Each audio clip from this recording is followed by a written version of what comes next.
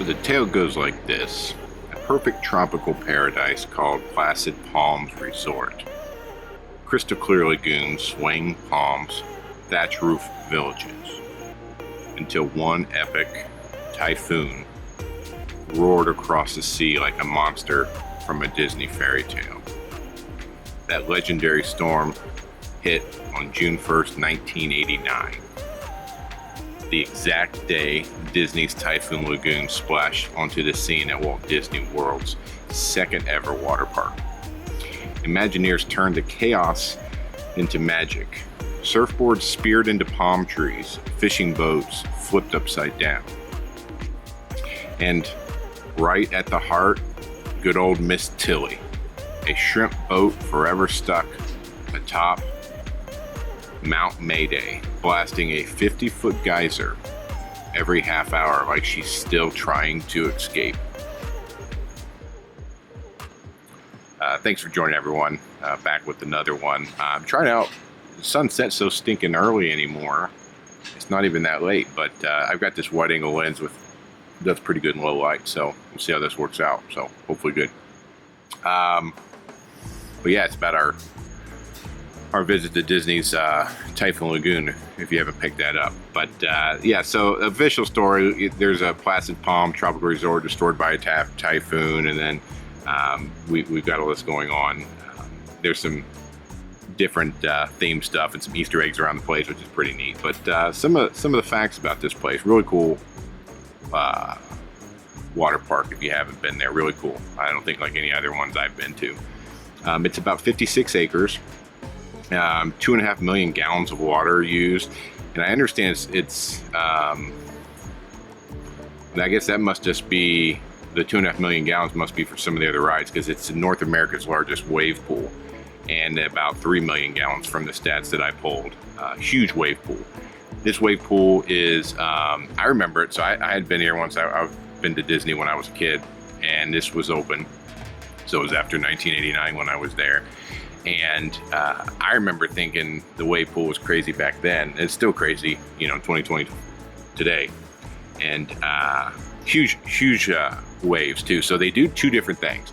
And I don't know if I remember this from before, so I'm not sure how new this is. But I've been to wave pools in the past, and they kind of roll them in, and then they're like rolling waves, and you can kind of play in them and jump up and down. But part of the time, and I'll get into this a little bit, they do huge waves. I guess, huge tidal waves. Pretty cool. They have a 2,100 foot lazy river, longest at Disney. And then they've got obviously their thrill rides. Humunga Cowabunga is a 5-story tall, 214 foot, 35 mile per hour, near vertical in the dark slide. They do a Crushing Gusher is another one that's a big hit. It's only water coaster with uphill jets, 3 chutes, and kind of shoots you uphill and stuff's pretty neat. And then storm slides. They have 3 body slides, 300 foot each, green. I guess there's one that, I don't know if we got on these. I don't think we did. There's one that's supposed to get some pretty good airtime. I think it's the green tube slide, so check that out. And then Mayday Falls is the steepest inner tube drop on the property. Fun ride.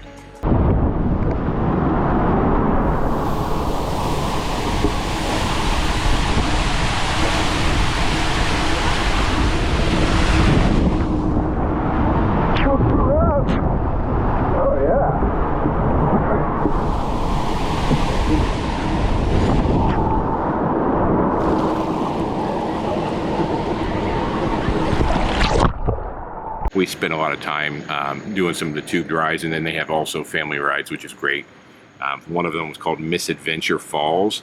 It's about a 4-minute ride on a raft. There's some animation in it as well. There's a talking parrot and a treasure queue and some different things, and like a map.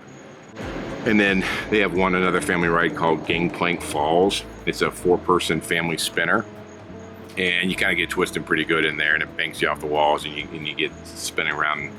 And but it was fun.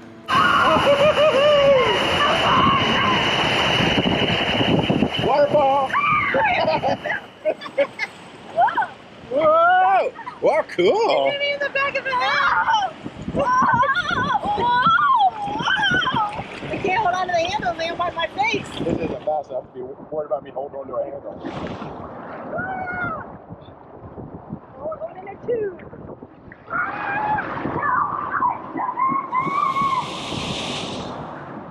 Waterfall. I got her again. Whoa! Ooh, waterfall! Got it. Oh, here's splash pool. What do you think, dude? Pretty cool.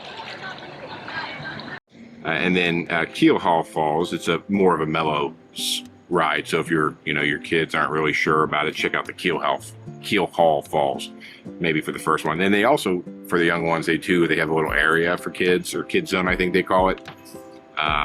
Catch a Kitty, I think is the clever name on it. But it's just got like 10 little mini slides, and they have like a little tiki that dumps water, kind of like a splash pad area that dumps water over your head, like 200 gallons of water. So it's fun for the kids.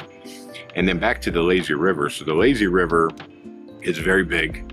I think you can darn near take it all the way around the park, like use it like a little jet expressway, a little slower, but I think you can just jump in the lazy river, and if you want to get to the other side of the park, you just float your way over there, which is really neat. But yeah, so it's 2,100 feet long, 6 football fields of chill, I think they try to advertise, but it loops the whole park. One lap is about 20 minutes. So if you want to stay in the lazy river for a while, you can get around in about 20 minutes. And they had some pretty good jets moving you along in certain parts, so it wasn't necessarily fast, but it got moving pretty good in certain areas. And then it floats under Miss Tilly's 50-foot geyser, so the boat up there on the stuck up on the mountain, you float up underneath that, which is cool. It's a good way to see the whole park. So jump in the lazy river when you get there, you can check everything out. And they have music playing. There's like hidden rock speakers throughout, playing some cool surf rock classics. And obviously you just grab a tube. They've got tubes at different entrances. There's exits and entrance points all around. And obviously it's just you jump in, grab a tube, and go for it. But so back to the wave pool. And I think this is probably the most famous thing about this water park, at least to us. But it's huge, number one. And there's all different areas so kids can play kind of further out and not be affected. And it's a zero entry beach. You wade in like a real tide at the ocean. And so I said earlier, 3 million gallons, biggest in North America. And then the 2 different types of waves that hit. So they had a couple different acknowledged whistles and tones that they would make to let you know. And I think they are rotating it by the half an hour. So one time they do it, and it's just kind of waves you can jump up and down, and it's pretty kid friendly, I would say.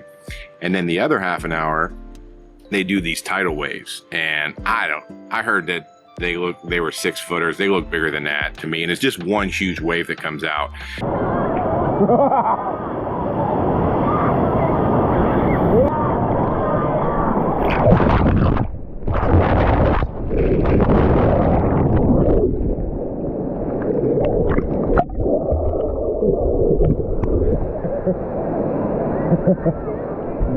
And people are body surfing on it, and it's pretty cool, but it'll slam you around a little bit. I tried to film it with the GoPro on my arm, and the waves were hitting so hard it was moving the GoPro's mount. And but it was fun. And my son liked it a lot, of course, as I would expect he did. And yeah, they got food and drinks all around, of course, as a Disney park would. They've got some different ice cream. They have sand pail sundaes, tropical treasure chicken sandwiches running around. I saw one called Low Tide Lou's. They have drinks for the adults as well, watermelon margaritas. And you could take advantage of mobile ordering, so I would recommend that about that. But jumping into kind of the pricing, so a 1-day ticket evidently was like $79 for an adult and about $73 for a kid. But here's the catch. Because we were staying at a resort, Disney's Fort Wilderness, you get to go to Typhoon Lagoon for free on the day of your check-in. And I understand that works for any of the Disney resorts. So if you're checking in any hotels or the lodges or cabins or whatever it is in the different areas, the day you check in, you can go over to Typhoon Lagoon for free, which was awesome. And I'm pretty sure parking was free. I think we just drove right in. I don't think there was even a tenant. It wasn't as busy as the other parks. And maybe part of the reason they're making it free when you check in. But we were able to park where you want. You can pick your own spot. And they had towels for you. You don't need to bring your own towel. Life vest for the kids or whoever can't swim. And then tubes, you know, for the lazy river and stuff. That's all free. They did have lockers for rent. They were, I think, $10 for the medium and $15 for the large, but it was unlimited in and out, so you could have that all day. So if you want to, obviously you can use somewhere to put your shoes probably. I think some people leave them out by some of the chairs and stuff, but if you want it to be a little bit more secure, I'd recommend just get you a $10, $15 locker and give you a keypad. You can keep all your stuff in there. But overall, great water park. I would absolutely go back to this water park. It was better than I remember because I was a kid, but it's very jungle-esque. They have tons of vegetation and landscaping. I mean, really awesome setup, and you really feel like you're not just in a water park walking from slide to slide on concrete. It was a very immersive experience, I guess, as far as you could be for a water park. But up next, so this is one of the parks we went to when we first got there, but we head over to Epcot and spend the day. So I am working on that edit. I've got a lot of video to get through still, and we'll put that together and get it out as soon as I can. But if you're still with me, I appreciate it, and we'll see you on the next one. Thanks.